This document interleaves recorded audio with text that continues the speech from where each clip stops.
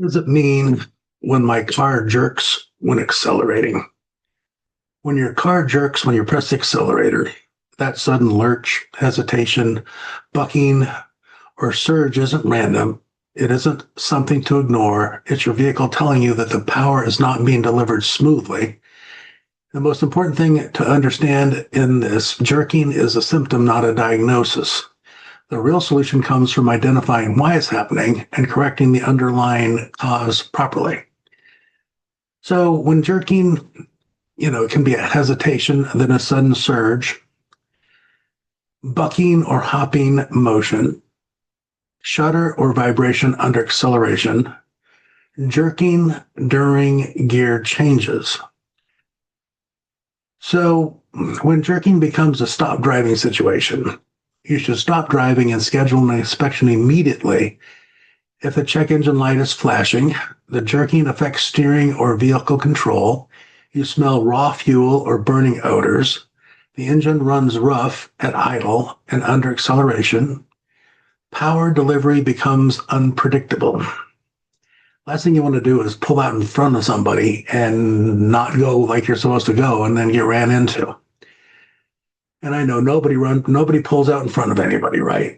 It seems to be one of the more common occurrences nowadays as the world is sped up so much. Let's cause havoc on the road for ourselves and for the people around us, right?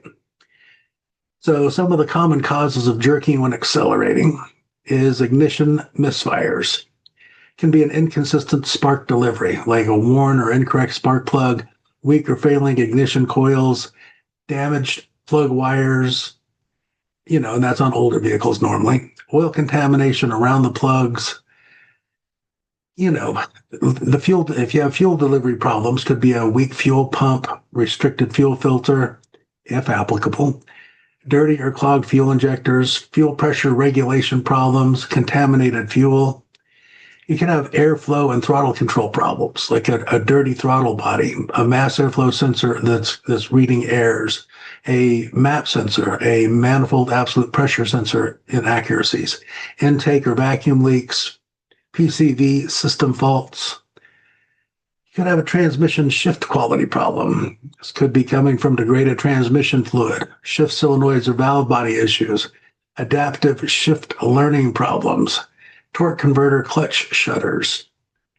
And then, of course, you could have sensor and control input errors from like oxygen sensors, crank and camshaft sensor glitches, coolant temperature sensor faults, accelerator pedal position sensor irregularities.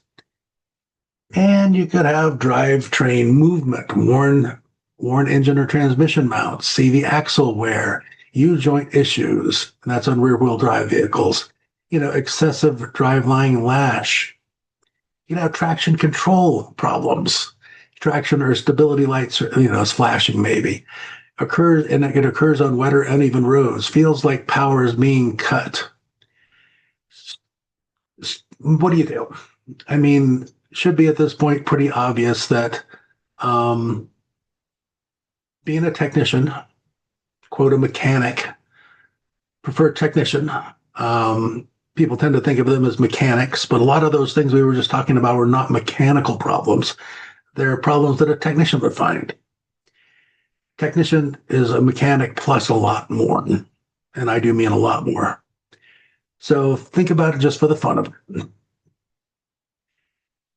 An automotive repair technician near me, an automotive repair mechanic near me, just build a great relationship with them, have fun with them.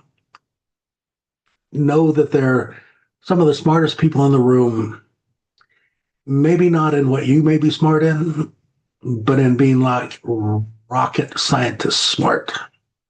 I mean, that's what technicians are today.